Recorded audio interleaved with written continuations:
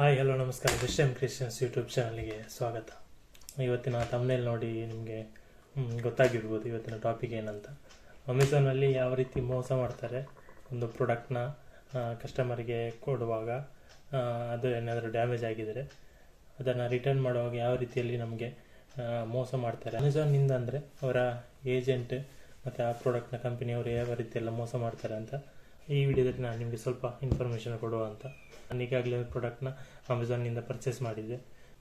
ಅದು ಬಂದ ಟೈಮಲ್ಲಿ ಸ್ವಲ್ಪ ಡ್ಯಾಮೇಜ್ ಆಗಿತ್ತು. ಹಾಗೆ ರಿಟರ್ನ್ ಮಾಡೋ ಟೈಮಲ್ಲಿ ಫೇಕ್ ಆಗಿ ಅದನ್ನು ಪ್ರಾಡಕ್ಟನ್ನು ನನಗೆ ಡೆಲಿವರಿ ಮಾಡದೆ ಯಾವ ರೀತಿ ಮೋಸ ಮಾಡಿದ್ದಾರೆ ಅಂತ ಈ ವಿಡಿಯೋದಲ್ಲಿ ನಾನು ನಿಮಗೆ ತಿಳಿಸಿಕೊಡ್ತೇನೆ. ನೀವು ನನ್ನ ಚಾನಲ್ಗೆ ಹೊಸಬರಾಗಿದ್ದರೆ ದಯವಿಟ್ಟು ಒಂದು ಸಬ್ಸ್ಕ್ರೈಬ್ ಮಾಡಿ, ಹಾಗೆ ಬೆಲ್ ಐಕಾನ್ನ ಕ್ಲಿಕ್ ಮಾಡಿ, ಸದಾ ನೋಟಿಫಿಕೇಶನ್ ಆನ್ ಆಗಿರ್ತದೆ.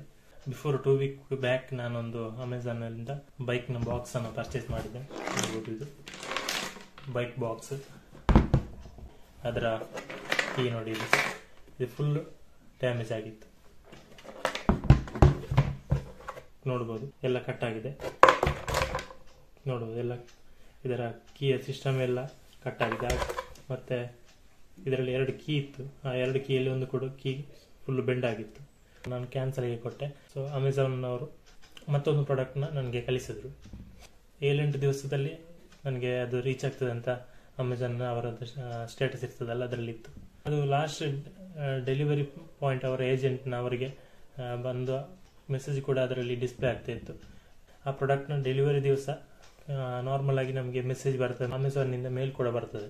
ಆದರೆ ಅವತ್ತು ನನಗೆ ಯಾವುದು ಕೂಡ ಅವರು ಇನ್ಫಾರ್ಮೇಶನ್ ಮಾಡಲಿಲ್ಲ. ಅದೇ ರೀತಿ ಕಾಲ್ ಕೂಡ ಮಾಡ್ತಾರೆ ಅವರ ಏಜೆಂಟ್, ಕಾಲ್ ಕೂಡ ನನಗೆ ಬರಲಿಲ್ಲ. ಈ ಮೊದಲು ಬಂದ ಡ್ಯಾಮೇಜ್ ಇದ್ದ ಪ್ರಾಡಕ್ಟ್ನ ಕರೆಕ್ಟಾಗಿ ಪ್ಯಾಕ್ ಮಾಡಿಕೊಂಡು ಮನೇಲಿ ಇಟ್ಕೊಂಡಿದ್ದೆ. ಆದರೆ ಯಾವುದೇ ರೀತಿ ನನಗೆ ಕಾಲ್ ಏನಾದರೂ ಏನು ಬರಲಿಲ್ಲ ಅವತ್ತು. ನೆಕ್ಸ್ಟ್ ಡೇ ಅಮೆಝಾನ್ ಆ್ಯಪಲ್ಲಿ ನೋಡಿದರೆ ವೆರಿಫಿಕೇಶನ್ ಫೈಲ್ಡ್ ಅಂತ ಉಂಟು. ಅಂದರೆ ಏಜೆಂಟ್ ಬಂದು ಬಾಕ್ಸನ್ನು ನೋಡಿದ್ದಾರೆ, ಬಾಕ್ಸ್ ಕರೆಕ್ಟ್ ಆಗಿಲ್ಲ, ಅದರಿಂದ ವೆರಿಫಿಕೇಶನ್ ಮಾಡುವಾಗ ಫೈಲ್ ಆಗಿದೆ ಅಂತ ಅಮೆಝಾನ್ ಬಂದು ಆ ಪ್ರಾಡಕ್ಟ್ ರಿಟರ್ನ್ ಆಗಿದೆ. ಕಸ್ಟಮರ್ ಕೇರ್ಗೆ ಮೆಸೇಜ್ ಹಾಕಿದರೆ ಏನು ಮಾಡಿದ್ರು ರೆಸ್ಪಾನ್ಸ್ ಇಲ್ಲ. ಒಂದು 2-3 ದಿವಸ ಆಮೇಲೆ, ಒಂದು 2-3 ದಿವಸ ಆದಮೇಲೆ ಅವರ ಕಸ್ಟಮರ್ ಕೇರ್ನಿಂದ ಕಾಲ್ ಅಟೆಂಡ್ ಮಾಡಿ ಪ್ರಾಡಕ್ಟ್ ಕಂಪನಿಯವರಿಂದ ಆಗಿರುವಂಥ ಮಿಸ್ಟೇಕ್ ಮತ್ತು ಏಜೆಂಟ್ನವರಿಂದ ಆಗಿರುವಂಥ ಮಿಸ್ಟೇಕ್ ಆಗಿರ್ಬೋದು, ನಮ್ಮಿಂದ ಆಗಿರುವಂಥದ್ದಲ್ಲ, ನೀವು ಅವ್ರ ಹತ್ರ ವಿಚಾರಿಸ್ಕೊಳ್ಳಿ ಅಂತ ಹೇಳ್ತಾರೆ. ಅವರಿಗೆ ಅಮೆಝಾನ್ ಏಜೆಂಟಿಗೆ ಫೋನ್ ಮಾಡಿದರೆ ಫೋನೇ ಹೋಗ್ತಿಲ್ಲ. ಸೊ ಅದು ಪ್ರಾಡಕ್ಟ್ ರಿಟರ್ನ್ ಆಯಿತು. ನನಗೆ ಆ ಪ್ರಾಡಕ್ಟ್ ರಿಟರ್ನ್ ಸಿಗಲೇ ಇಲ್ಲ. ಅಮೆಝಾನ್ ಆ್ಯಪಲ್ಲಿ ಕೂಡ ಅದನ್ನು ಕಸ್ಟಮರ್ ಕೇರ್ಗೆಲ್ಲ ಮೆಸೇಜ್ ಎಲ್ಲ ಮಾಡಿ ಏನಾದ್ರು ಮಾಡಿದ್ರು ಅದು ಪ್ರಾಡಕ್ಟ್ ರಿಟರ್ನ್ ಆಗಲಿಲ್ಲ. ನನ್ನದು ಪ್ರಾಡಕ್ಟ್ ವೇಸ್ಟ್ ಆಯಿತು ಈಗ. ಸೊ ಆದ್ದರಿಂದ ಎಲ್ಲರೂ ಅಮೆಝಾನ್ನಿಂದ ಪರ್ಚೇಸ್ ಮಾಡುವಂಥ ಟೈಮಲ್ಲಿ ನಿಮಗೆ ಏಜೆಂಟ್ ತಂದು ಕೊಡೋ ಪ್ರಾಡಕ್ಟನ್ನ ಕರೆಕ್ಟಾಗಿ ಚೆಕ್ ಮಾಡಿಕೊಂಡು ಆಮೇಲೆ ತಗೊಳ್ಳೋದು ಬೆಸ್ಟ್. ಯಾಕಂದರೆ ತಗೊಂಡ ನಂತರ ಈ ರೀತಿ ನಾವು ರಿಟರ್ನ್ ಮಾಡಿದರೆ ನಾವು ರಿಟರ್ನ್ ಕಳಿಸಿ ಮೋಸ ಮಾಡ್ತಾರೆ. ಒಂದ್ಸಲ ರಿಟರ್ನ್ ಬಂದು ವೆರಿಫಿಕೇಶನ್ ಫೈಲ್ ಅಂತ ಬಂದರೆ ನೆಕ್ಸ್ಟ್ ನಿಮಗೆ ಆ ಪ್ರಾಡಕ್ಟ್ ರಿಟರ್ನ್ ಬರೋದಿಲ್ಲ, ಹಾಗೆ ಅದರ ಅಮೌಂಟ್ ಕೂಡ ರಿಟರ್ನ್ ಸಿಗೋದಿಲ್ಲ. ನಿಮಗೆ ಡ್ಯಾಮೇಜ್ ಆದ ಪ್ರಾಡಕ್ಟನ್ನೇ ನೀವು ಇಟ್ಕೊಳ್ಬೇಕಷ್ಟೇ. ಸೊ ಅದರಿಂದ ಎಲ್ಲರೂ ತುಂಬ ಕೇರ್ಫುಲ್ ಆಗಿ ಆನ್ಲೈನಲ್ಲಿ ಪರ್ಚೇಸ್ ಮಾಡೋ ಟೈಮಲ್ಲೆಲ್ಲ ಸ್ವಲ್ಪ ಕೇರ್ಫುಲ್ ಆಗಿರಿ.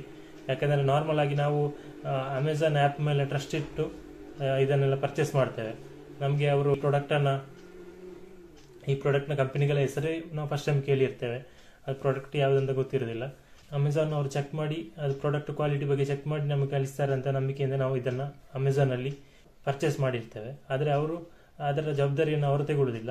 ಲಾಸ್ಟಿಗೆ ಪ್ರಾಡಕ್ಟ್ ಇಲ್ಲಾಂದ್ರೆ ಏಜೆಂಟ್ನ ಅವರ ಮೇಲೆ ಹಾಕಿ ಬಿಡ್ತಾರೆ. ಇದರಿಂದ ಏಜೆಂಟ್ ಅವರದ್ದು ತಪ್ಪಿದೆ. ಯಾಕಂದರೆ ಪ್ರಾಡಕ್ಟ್ ಬಂದ ಟೈಮಲ್ಲಿ ಅವರು ಬಂದು ಆ ಪ್ಯಾಕಿಂಗ್ ಎಲ್ಲ ವೆರಿಫಿಕೇಶನ್ ಎಲ್ಲ ಮಾಡಿ ಅದನ್ನು ನೋಡಬೇಕು, ಪ್ಯಾಕೇಜ್ ಸರಿ ಉಂಟು ಏನಂತ ನೋಡಲಿಕ್ಕೂ ಬರಲಿಲ್ಲ. ಬಟ್ ವೆರಿಫಿಕೇಶನ್ ಫೈಲ್ ಅಂತ ಹಾಕಿ ರಿಟರ್ನ್ ಕಳಿಸಿಬಿಟ್ಟಿದ್ದಾರೆ. ಸೊ ಅದರಿಂದ ಎಲ್ಲರೂ ಬೈ ಮಾಡುವಾಗ ತುಂಬ ಕೇರ್ಫುಲ್ ಆಗಿರಿ. ಫೇಸ್ಬುಕ್, ಇನ್ಸ್ಟಾಗ್ರಾಮ್ನಲ್ಲೆಲ್ಲ ಬರ್ತಾ ಇರ್ತದೆ 1,500-2,500 ಪ್ರಾಡಕ್ಟ್ ₹100, ₹150 ಅಂತ ಬರ್ತದೆ. ಅದೆಲ್ಲ ಫೇಕ್. ಅದು ನೀವು ಪರ್ಚೇಸ್ ಮಾಡುವ ಟೈಮಲ್ಲಿ ಅಮೌಂಟನ್ನು ಪೇ ಮಾಡಿಸ್ಕೊಳ್ತಾರೆ. ಆನಂತರ ನೀವು ಕ್ಯಾಶ್ ಆನ್ ಡೆಲಿವರಿ ಆಪ್ಷನ್ ಇರುವುದಿಲ್ಲ ಅಲ್ಲಿ. ಕಳಿಸುವಾಗ ಪ್ರಾಡಕ್ಟನ್ನು ಯಾವುದೋ ಡ್ಯಾಮೇಜ್ ಆಗಿರುವ ಪ್ರಾಡಕ್ಟನ್ನು ಕಳಿಸ್ತಾರೆ. ಆದ್ದರಿಂದ ಈ ಅಮೆಝಾನ್, ಫ್ಲಿಪ್ಕಾರ್ಟಲ್ಲಿ ಪ್ರಾಡಕ್ಟ್ನ ಬೈ ಮಾಡುವಾಗ ಕೂಡ ಈ ರೀತಿ ಮೋಸ ಮಾಡ್ತಾರೆ.